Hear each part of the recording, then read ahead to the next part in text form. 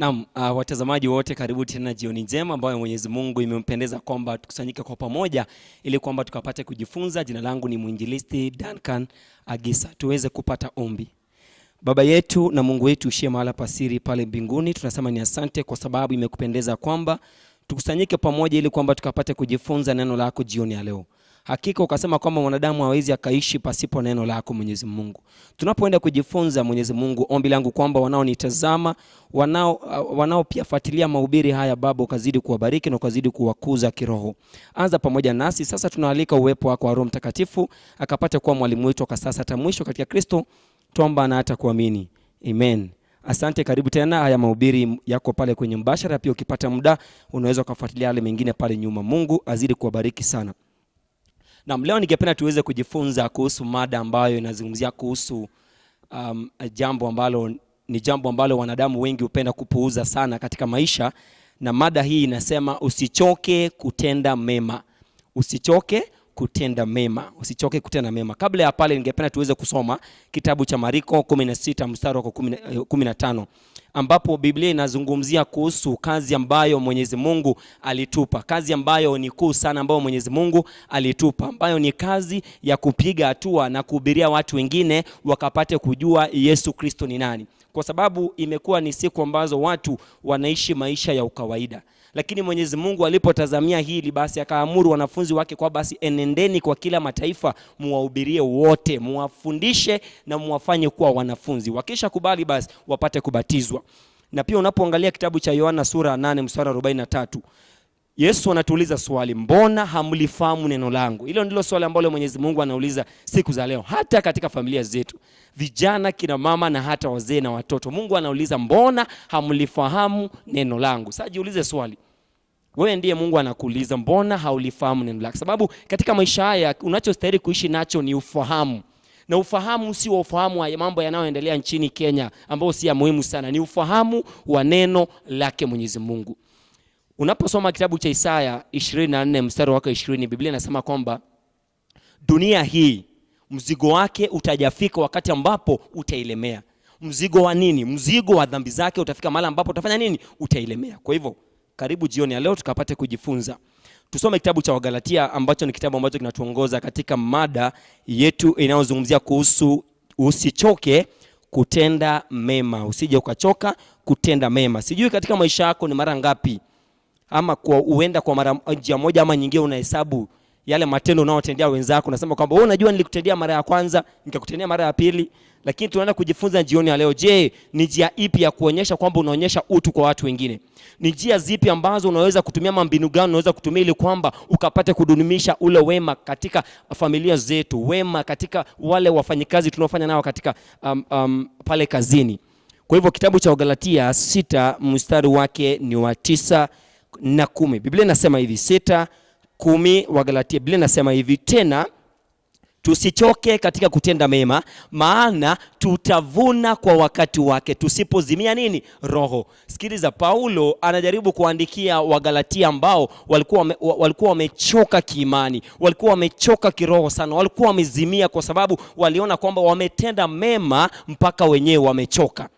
Kwa hivyo Paulo anajaribu kuwaeleza kwamba msije mkachoka, kwa sababu katika muda ambao sio mrefu nitawapa zawadi. Unajua, wakati ambapo unamtendea mwenzako mema, unajaribu kupanda mbegu.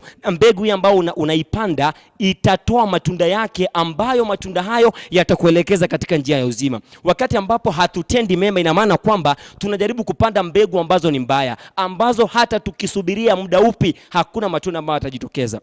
Ndio maana unapoangalia katika familia nyingi, unapoangalia maisha ya wengine yana ufanisi vizuri, yanaendelea vizuri, ni kwa sababu wanaendelea kutenda mema. Ndio maana Paulo anakumbusha Wagalatia kwamba sikilizeni nyinyi, msije mkachoka kutenda mema, manake hivi karibuni nitafanya nini? Nitawapa thawabu.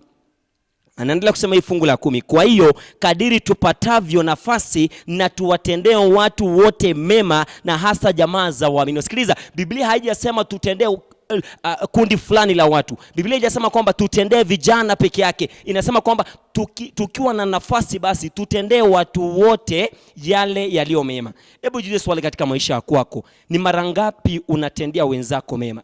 Na kiwa unahesabu unafanya kosa, maana yake Biblia inasema kwamba tutende mema pasipo kuchoka. Tuwatendee kina nani? Watu wote. Unajua kama kuna jambo ambalo linasumbua makanisa mengi na hata Wakristo wengi ambao wanamsubiria Kristo kuja mara ya pili, ni kutenda mema. Maana unapoangalia Biblia kitabu cha Agano Jipya pale kuanzia Mathayo mpaka kule mwisho kitabu cha Ufunuo, tunamwona Yesu Kristo akitenda mambo mema sana ya kutibu wengi, kuwapatia faraja, kuwalisha, hayo yote. Lakini hili jambo tunapoliangalia katika familia zetu ama dunia ya kisasa, hatutendi mema. Tulichoka kitambo sana. Tusome kitabu kile bado cha Wagalatia vile 11, inasema hivi: tazameni kwa herufi gani kubwa nimewaandikia kwa mkono wangu mimi mwenyewe. Yani anajaribu kusisitiza kwamba kuna kazi ambayo tunayo kama watu wanaomsubiria Kristo kuja mara ya pili, na kazi hiyo ni ya kutenda mema. Unajua kinachofanya watu wengi kuzimia ama kukata tamaa njiani ni kwa sababu wanafika mahali wanaona kwamba nimetenda hata mwenyewe nimechoka sana kutenda mema. Yani manake mtu amekuja pale akakuomba nipe shilingi 100, ukampatia. Alafu baada ya siku mbili pia yule mtu amekuja tena naomba tafadhali naomba tu shilingi 20 peke yake, unampatia. Alafu sasa mwisho anasema kwa unajua nini, nimefungiwa nyumba, naomba tena usaidizi. Unapoangalia ile unasema nimechoka sana. Lakini Biblia inasema kwamba tusije tukaangalia ni mara ngapi tunawatendea wengine mema. Tutende tu kadri ya uwezo wetu. Kuna watu, niruhusu niseme ili kwamba kuna watu walio na uwezo wa kuwasaidia wengine, lakini wanaona kuwasaidia wengine ni kama kupoteza mengi. Sikiliza, wakati unapomsaidia mwenzako jambo fulani, haupotezi lolote. Kwanza unapata, hapo ndipo Mungu anaongezea mengi katika maisha yako. Anakurejeshea afya. Sasa inakuwa kwamba wewe siku zote afya yako iko sawa, ni kwa sababu unazidi kuwatendea wengine mema. Unajua, ikiwa kuna watu ambao watakosa nafasi ya kuingia pale mbinguni, ni watu ambao hawatendei wengine mema. Jiulize katika maisha yako, ni mara ngapi unatendea wengine mema? Kwa sababu katika Biblia tunaona mifano ya watu wengi ambao walitenda mambo mema sana. Tunapoangalia kitabu cha Wagalatia 5:22 mstari mpaka 23, Biblia inasema nini? Kitabu cha Wagalatia 5:22 mpaka 23, Biblia inasema hivi, 22 mpaka 23: lakini tunda la Roho ni upendo, furaha, amani, uvumilivu, utu wema, fadhili na uaminifu, upole, kiasi na mambo mengine yote. Inamaanisha kwamba wale wanaopiga hatua ya kutendea wengine mema wana matunda ya Roho ndani yao. Matunda haya ya Roho ndio ambayo Paulo anatuelezea kwamba ni upole, unyenyekevu, utiifu. Haya yote yako kule ndani. Wakati ambapo unatendea wengine mema, basi haya matunda yamo ndani yako. Wakati unapokosa kutendea wengine mema, ina maana kwamba hauna upendo ndani yako, hauna uvumilivu, hauna unyenyekevu. Kwa hivyo kadri unavyojaribu sana hata kutafuta kazi, hauwezi pata, kwa sababu Mungu anajua kwamba ukiingia kule katika ile kampuni hautakuwa mnyenyekevu. Utaleta migogoro mingi pale. Kutakuwa na malumbano mengi sana pale. Kwa hivyo kuna vitu vingine katika maisha tunavyovihitaji, hatuvipati kwa sababu Mungu anajua kwamba tukivipata hatutatenda mema. Wale watu hatutawatendea mema. Hatutawatendea mema. Kwa hivyo Mungu anatuita kwamba sisi ambao ndio watu tulioitwa kwa jina lake, tukapate kupiga hatua ambayo ni ya imani, hatua ya matendo, sio ya maneno tu. Unajua kuna mtu anaweza akaja katika maisha yako akakwambia kwamba naomba usaidizi. Najua jumba langu limefungwa, nina hela ambazo niko nazo hapa lakini hazitoshi, nimekosa shilingi 500. Alafu namwambia tafadhali usishangae, Mungu atafungua njia. Sasa tunasaidia kwa maneno peke yake kweli? Mungu anahitaji kwamba tukapate kuonyesha matendo. Wakati ambapo tunapokosa kupiga hatua ya kutendea wengine mema, hatuna matunda ya Roho Mtakatifu. Na haya matunda ya Roho Mtakatifu yalikuwemo ndani ya Kristo, sababu hiyo ndiyo tabia ya Kristo. Alikuwa mnyenyekevu, hata akafa pale msalabani, akajinyenyekesha, mwenye upendo, mtu asiye na hatia, akafa kwa ajili yako. Lakini sisi siku za leo tumechagua kuishi kama watu wa dunia. Tumechagua kuishi kama watu wasiomjua Yesu Kristo. Hatutendei wengine mema. Hata jirani wako ulio unaishi pamoja naye, una uhakika kwamba amefungiwa jumba, lakini uwezo ukamsaidia hata na hela, uwezo ukamsaidia kwa njia yoyote ile. Hata kama hauna hela, basi si ukamkaribisha hapo kwako akalale, hata kama ni siku moja, hata kama ni mahali tu hivi, ndiposa kesho afunguliwe njia. Angalia humu kanisani, makanisa ambayo ni madhabahu ambayo watu wanakuja pale kuimba na kusifu Mungu, lakini miongoni mwao watu hawatendei wengine wema. Ni chuki na uovu uliomo ndani yao. Wapendwa, wakati mwingi unapata kwamba tunatamani sana kulipiza kisasi. Inakuwa ni vigumu kutendea wengine wema kwa sababu yule mtu ambaye unahitaji kumtendea mema ama kumsaidia, yule mtu pia alikukosea. Kwa hivyo unachojaribu kufanya ni kulipiza kisasi. Na Biblia inasema kwamba usije ukalipiza kisasi. Yaani hauwezi kukawa ubaya kwa ubaya. Ubaya na ubaya hauna matokeo mazuri, manake mwisho wake ni nini? Ni mauti, ni uovu. Lakini Mungu anasema kwamba tutende mema juu ya mema. Unajua katika familia zetu, ikiwa tungekuwa tunatendeana mema, mume anamtendea mke mema, anamheshimu, anamtii, anamsaidia hapa kule, tungekuwa na familia ambazo Kristo akija mara nyingine tena anazichukua. Makanisani kama idara zote viongozi wangekuwa wanatendeana mema pasipo chuki na mambo kama hayo, basi Kristo angekuwa ameshawasili kitambo sana, kitambo sana. Mbona tulipize kisasi? Mbona tuwahukumu wengine? Wewe siwezi nikakusaidia. Wewe kwanza mwenyewe ulienda ukaiba, ndio paswa ukagongwa ukaumia mguu. Sasa wewe kuiba kwake, hayo ni mambo yake na maisha yake. Wewe tenda mema unaende zako. Mwimbaji mmoja akaimba na akasema kwamba tenda mema ufanye nini? Na uende zako. Mambo mengine wachana nayo. Si eti mtu amemsaidia mtu shilingi 500 alafu namwambia basi naomba tu kesho tafadhali unirejeshe. Sasa hauna imani kwamba Mungu anaweza akakubariki hata kuzidi na hiyo shilingi 500. Unajua kuna mambo ambayo tunayafanya hapa ni kama mpaka watu wanashangaa kwamba wewe kwa kweli ni mtu ambaye aliyeitwa kwa jina la Mungu.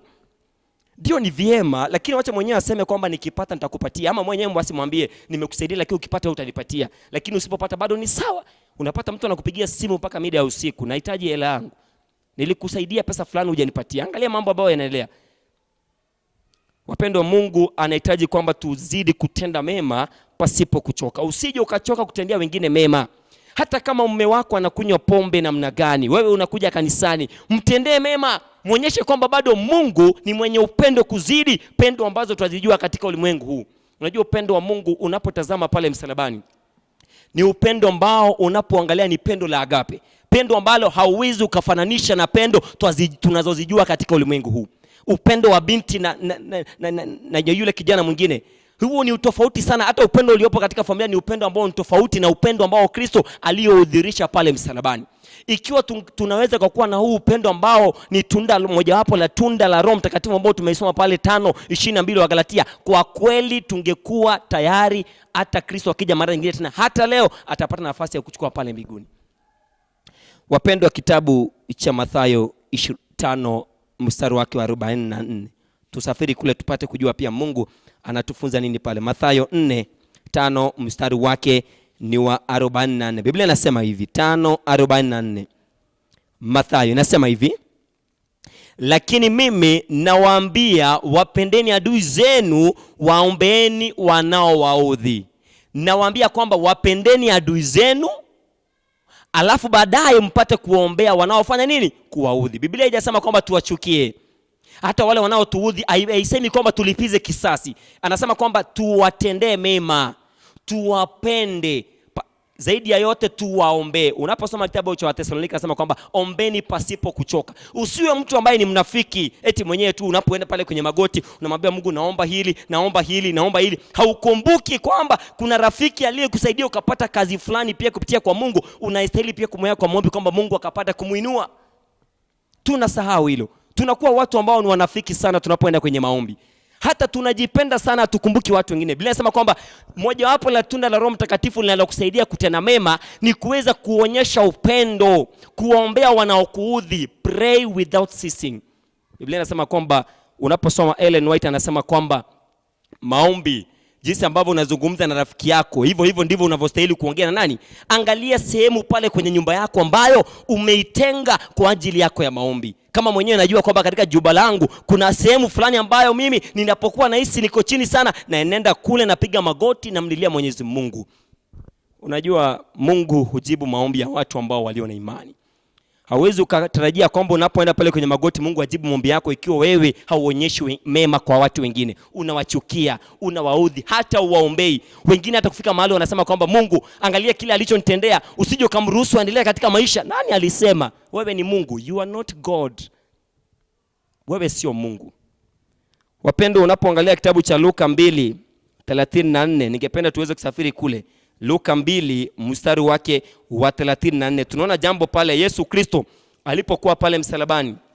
Je, wakati ambapo yeye aliteswa, akasulubishwa msalabani, mtu ambaye hakuwa na hatia, akachubuliwa, akapigwa viboko, je, alilipiza kisasi? Alikuwa vipi? 2:34. Biblia inasema hivi. 2:34. Biblia inasema Simeoni akawabariki, akamwambia Mariamu mama yake. Luka 2:34. Simeoni akawabariki, akamwambia Mariamu mama yake, tazama huyu amewekwa kwa kuanguka na kuinuka wengi walio katika Israeli, kuwa ishara inayoonewa. Na mwenyewe upanga. Ile fungu nafikiri kidogo limenipotea. Kuna fungu ambalo linazungumzia kuhusu Yesu Kristo anapowekwa pale msalabani. Hakuweza kuombea wengine mabaya. Alisema kwamba Eloi Eloi lama sabakithani. Yani Mungu aliwatakia mema, akasema kwamba wanachokifanya hawa hawakijui.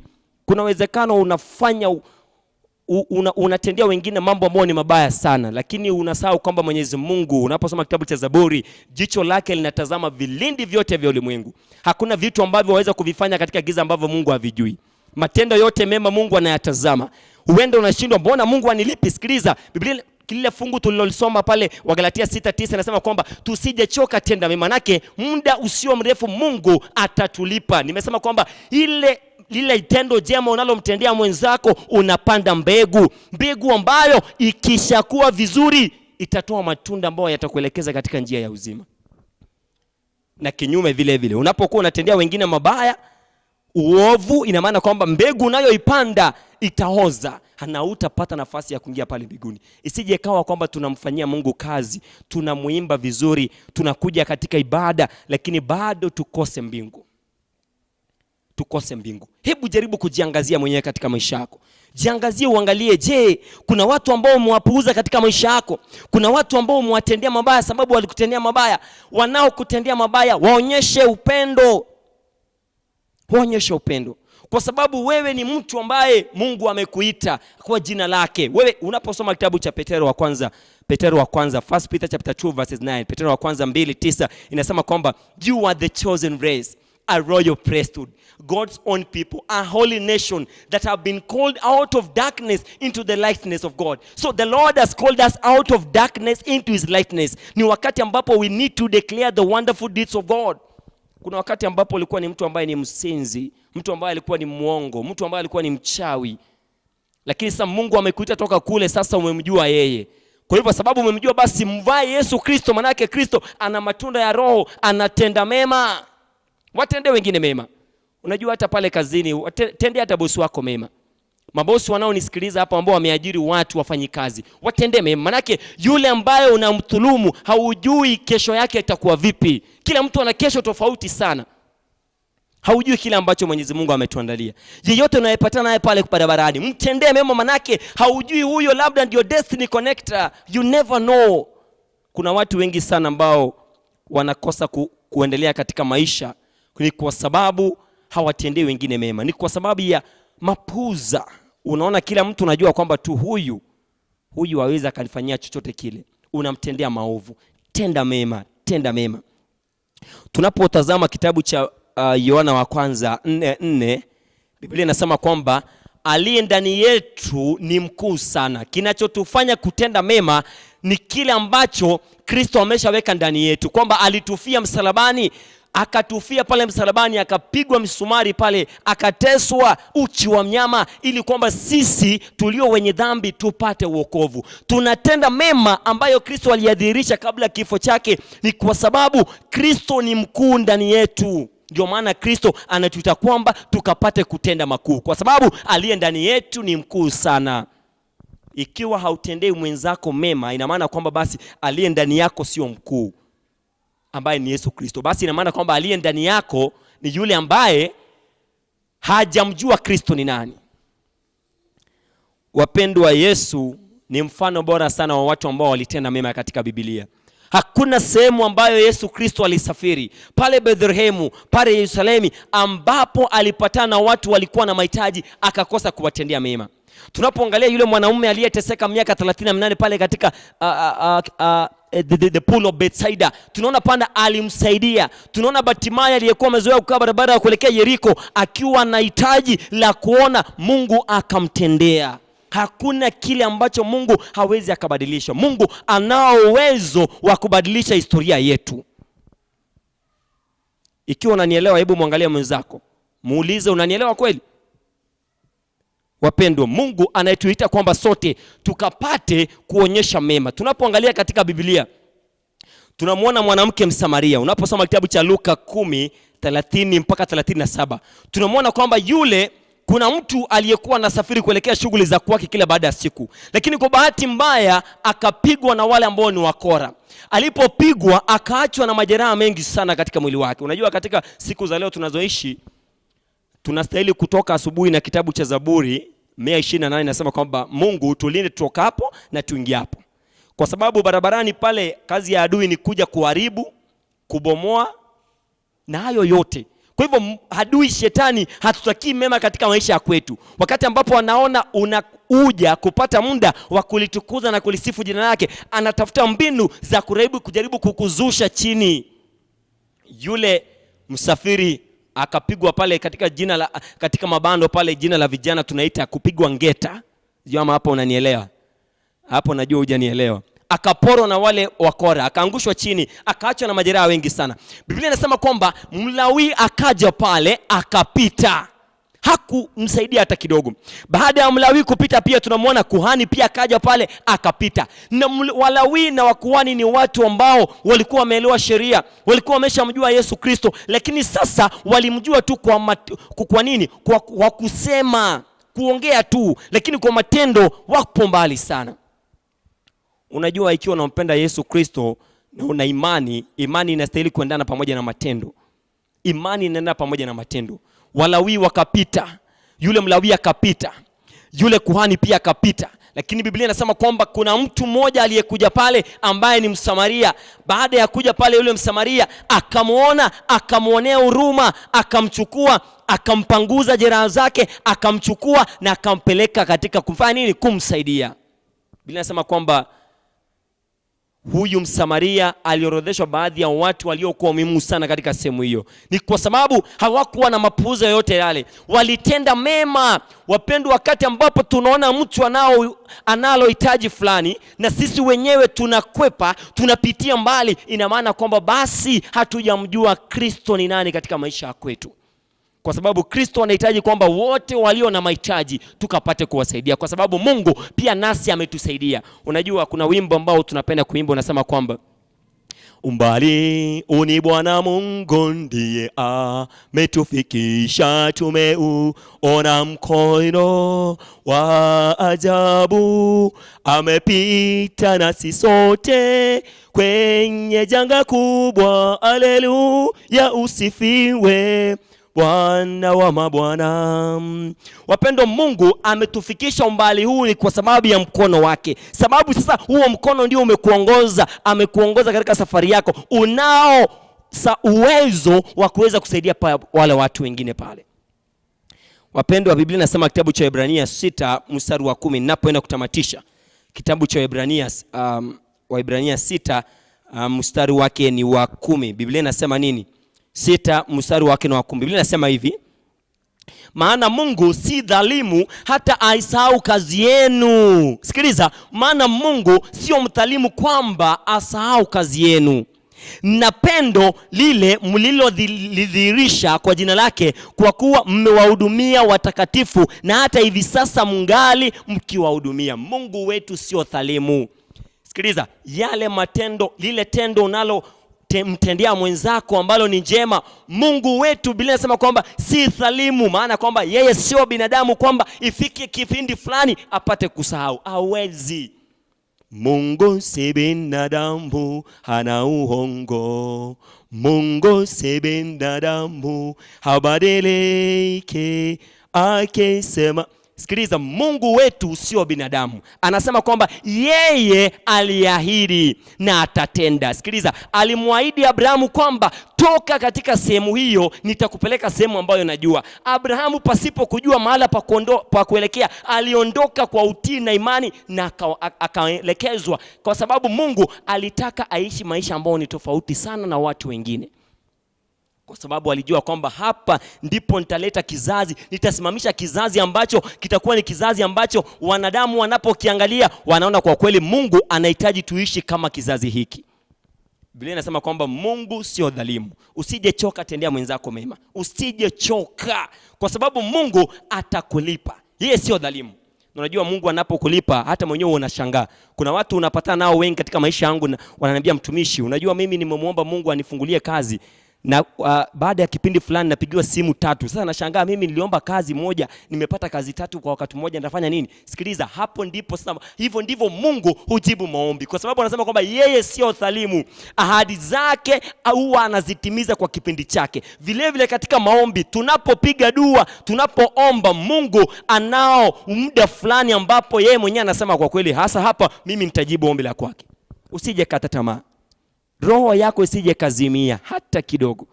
Hata kidogo. Tusome kitabu cha Zaburi, kitabu cha Isaya 40 mstari wa 29. Tuone pale pia Mungu anatufunza nini. Isaya 40 Biblia fungu lake 29 anasema hivi, yeye huwapa nguvu wazimiao. Sikiliza, Mungu anasema tutende mema pasipo kuchoka. Anasema kitabu cha fungu la 29 kwamba kwa sababu yeye huwapa nguvu wazimiao. Sikiliza, ikiwa wewe ndiye unazimia jioni ya leo kwa kutotenda mema, umechoka. Mtumishi, nimemtendea mengi. Mtumishi, nimemvumilia mume wangu kwa miaka mingi sana. Mtumishi, mimi nimechoka na wazazi wangu. Mungu anasema kwamba yeye huwapa nguvu wazimiao. Mungu anakuita jioni ya leo uwe kama Msamaria. Utende mema pasipo kuangalia idadi ya watu, pasipo kuangalia wale wanaochukizwa. Kuna watu wengi wanakokwepa kupitia njia fulani kwa sababu wanajua kwamba nikishapitia njia ile yule mama ataniomba hela. Unabadilisha njia, unaenda katika upande mwingine. Mungu anatuhitaji jioni ya leo tukapata nafasi ya kutenda mema pasipo kuchoka. Just do your level best. Do good. Kwa sababu Mungu aliye mbinguni, mwanadamu anaweza kosa kuona, lakini Mwenyezi Mungu anaona kile kitendo ambacho ulikitenda. Wamekataa, umeingia kwenye gari. Yule ambaye ni makanga, jina ambalo tunaliita katika vijana katika siku za leo, anapokuwa anasema kwamba gari ni 50-50, ameingia kule ndani, kisha anapata kwamba lile gari, kumbe yule makanga sio wa lile gari. Kwa hivyo yule ambaye anakuja kuomba hela anasema kwamba ni 80. Huyu mama mwenyewe anasema mimi nina shilingi 50. Inakuwa ni migogoro, malumbano pale kwenye gari. Na unapata kwamba yule mama anapelekwa mbio sana, anahitajika kutoa zile hela. Na kuna mtu alio na uwezo, amelipwa siku hiyo, ana uwezo wa kumsaidia yule mama, lakini hawezi. Mpaka yule mama anafanya nini? Inakuwa ni vita pale kwenye gari. Tunaona visa vingi katika taarifa hivi majuzi, wakati ambapo miezi ya nyuma hivi, wakati ambapo abiria ameingia kwenye gari pale kuabiri, kwa sababu ya malumbano hapa kule ametupwa chini pale na ameaga dunia. Sikiliza, hayo yote ni kwa sababu hatujamvaa Kristo. Hatuna matunda ya Roho Mtakatifu ndani yetu. Kristo anatuhitaji jioni ya leo kwamba tukapate kuwa na matunda haya ya Roho Mtakatifu ndani yetu. Tutende mema pasipo kuzingatia idadi. Biblia inasema kwamba wengi wameitwa, lakini wachache wamefanya nini? Wamechaguliwa. Huenda wewe ndio umechaguliwa jioni ya leo ukapate kutendea wengine mema. Ikiwa wewe ndio yule ambao unasema Mungu, naomba kwamba upate kunisaidia jioni ya leo ili kwamba nipate nafasi niwe kama Msamaria, niwe kama wewe Yesu Kristo, nitendee wengine mema, wale waliochoka, waliozimia, nipige hatua nikawatendee mema. Basi naomba tuombe pamoja nawe. Tuombe. Baba yetu na Mungu wetu uishia mahala pa juu mbinguni, asante kwa sababu mida hii jioni ya leo umetufunza kwamba tutende mema pasipo kuchoka. Kwa sababu hivi karibuni utatupa matunda yake. Tutaona matunda yake na utatulipa. Kuna wengi katika makanisa yetu, kuna wengi hata pale katika dunia wamechoka kutendea wengine mema. Wanasema nimetenda sana. Mungu unasema Isaya 24 mstari wa 29 kwamba Mungu wewe unawapa nguvu wale wazimiao. Ikiwa kuna yule ambaye anazimia kwa kutenda mema sana, Mungu naomba kwamba kazidi kumpa nguvu mpya. Kuna watu wanaona kwamba kusaidia wengine sio baraka. Kusaidia wengine hakuna umaana, kwa sababu wamewatendea mabaya, sasa wanachagua kukulipiza kisasi. Mungu wakumbushe, wanongonezea jioni ya leo, wakapate kujua Mungu wewe sio Mungu wa kulipiza kisasi. Tusije hukumu wengine sababu wewe ndiye wa kuhukumu. Asante Mungu kwa sababu utabadilisha maisha ya yule kijana, yule mama, mzee na hata mtoto, ili kwamba siku zote tutende mema. Wanapokuwa pale shuleni watendee mema walimu wao. Wanapokuwa pale nyumbani waume wawatendee wema wake zao. Wake pia kwa waume na watoto vile vile. Pale makazini Mungu, mabosi na wafanyikazi wote watendeane mema, kwa sababu hilo ndilo jambo tu tunaweza tukafanya, kwa sababu muda umesonga sana na kuja kwa Kristo kumekaribia tena. Zaidi ya yote, ikiwa kuna kile ambacho kinasababisha tusije tenda mema, Baba naomba kwamba uzidi kutusamehea. 17:17 Yohana anasema kwamba watakase kwa neno lako. Tutakase na neno lako ili kwamba tuwe tayari kufanya kazi yako na kutenda mema. Asante kwa sababu umejibu maombi yetu jioni ya leo katika Kristo. Tuomba na tukuamini. Amen. Mungu azidi kuwabariki.